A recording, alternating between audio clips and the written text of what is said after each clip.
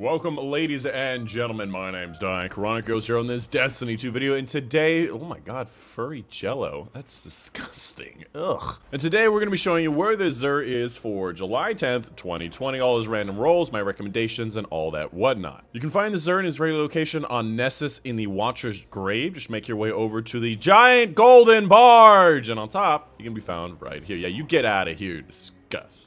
This is a high overview of everything that he does have available in case this is all you really cared about. And also I just wanted to mention before we get into it is I usually live stream right after the Xur around 12 p.m. Pacific time on Fridays, and of course the rest of the times you can see on screens. If you want to come check out these live streams, we do a lot of fun stuff, open lobbies, pinnacles, weird stuff, especially with the Moments of Triumphs. So come check it out, come join. Starting up with the weapon today, we have the Black Talon. This heavy weapon is actually surprisingly a very high DPS weapon. Obviously it's a sword, and sword has been doing well, but as you can tell, it does not have Relentless or Whirlwind or Jagged Edge. And it also does not have an Impact Masterwork, and even then, still does a great amount of damage. Now, if you've never heard of this weapon before, you press the heavy button to fire a heavy projectile attack that's actually ranged, and actually is really heavy auto-target, and heavy attacks are stronger with full energy. Now here's the thing about this weapon.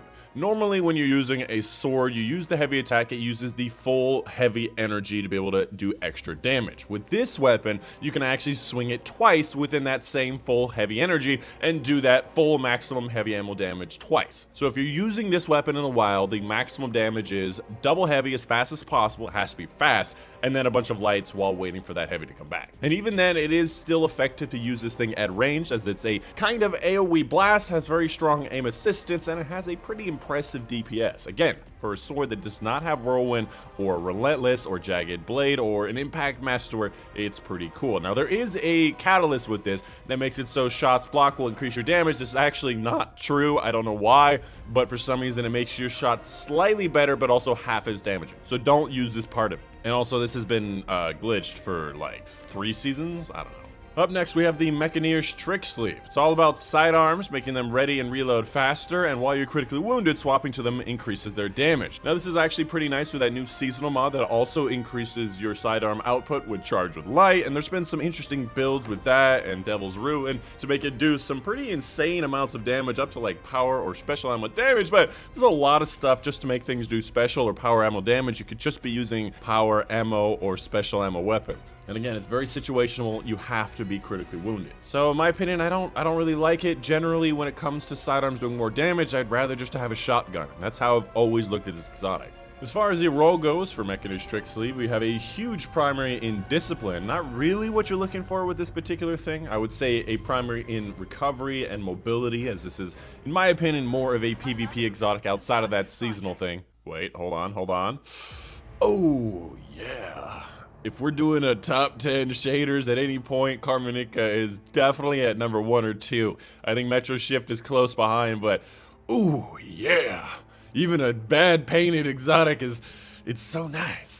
Moving on to the Titan exotic, we have the Dune Marchers. It's kind of like these sprint boots for the Titan, and one of the best, if not the second best PvP exotic for Titan. And second only to the Lion Rampants. Now, Lion Rampants might be a weird choice, especially after last season, but, you know, Zoomsy and I have been playing around with it a lot, and it is really strong. And we'll talk about that when we get to our Titan top 10, which should be in a few weeks. If you've never heard of it before, Linear Actuators increases sprint speed, and sprinting builds up a static charge. After melee attacking an enemy, that charge will chain damage to nearby enemies. And this season, they buffed it, or this season, or maybe actually last season, they buffed it so that chaining capability is much farther, and it also chains off of dead enemies. So any enemies or allies that are dead, it'll chain lightning off of their orbs, making it really crazy old arc web style. Now, it doesn't keep arc webbing back and forth between you and your teammates, but it does definitely go a pretty far distance. And if you're going to be using it, you might as well be using the ornament. It does look a little bit better, a lot more lights on it. You know I like my lights, they're very fun. Oh wait, hold on. We have to put it through the shader test. Oh yeah! Dude, the shader is so good. Like, honestly, like, Metro Shift is also really good. It makes a nice purple lights, and that's why it's like up there at 1 or 2, but god damn, dude, Carmenica is so good. As far as the stats go, it's actually a total stats of 61. Resilience primary, not really what you're looking for. Mostly you're going to be looking for mobility and strength, which has a decent amount, maybe like an averaging roll for an above average exotic for PvP. Moving on to Claws of Ahamkara, the warlike exotic. Probably, again, one of the things I disrespect in this game are exotics that just give you an additional charge of a certain thing. The idea here is that you can actually charge the second charge while your first one is already charged, having a bit of an overflow charge, meaning that you're technically going to be getting more charges used over a long period of time. However, I honestly almost always would rather have something just charge faster from some input that I would give it, like using my ability kills or something, rather than having an additional charge. So, needless to say, I'm not a fan of additional charge, especially melee charges outside of the Celestial Fire from Attunement of the Sky.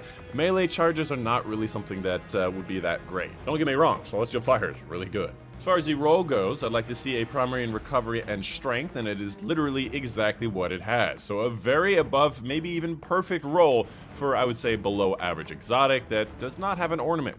But hold on, the ultimate test, almost beautiful. This is a weird texture, but honestly, I like that. I like a gold, like, default. Yeah, looks fine. Yeah, good. Ooh, okay. Outside of that, make sure you're picking up your 5 of Swords for high score Nightfalls on the regular Nightfalls, picking up your Invitation of the Nine for some powerful gear and some lore, and of course your exotic engram that will guarantee you an exotic that you do not have and a high stat roll. If you have all the exotics like I do, then you're just going to get a random one with a high stat roll. And you can also get a second one with an exotic cipher. I don't know what I want to use that cipher on yet, so I'll just hold on to it. And as I said before, it's guaranteed to be a high stat roll. Whether it's going to be a good distribution of stats is up to the game, and a high resilience is not really good for anything. And in case you're wondering about this weird build that I've got going on, I actually made a video about it yesterday, so go check that out. The Lord of Thunder. It's a fun build. It really is. But yeah, that is going to be the end of the video. Let me know in the comments down below if any questions, concerns. Medal of Possum. How do you guys come up with this? No, I mean, I guess it's Medal of Awesome. I don't know. Anyways, if you want to check out my live stream, link in the description down below. Probably live by the time this comes out. But yeah, my name is Dychronic, and I will see you guys on the next one.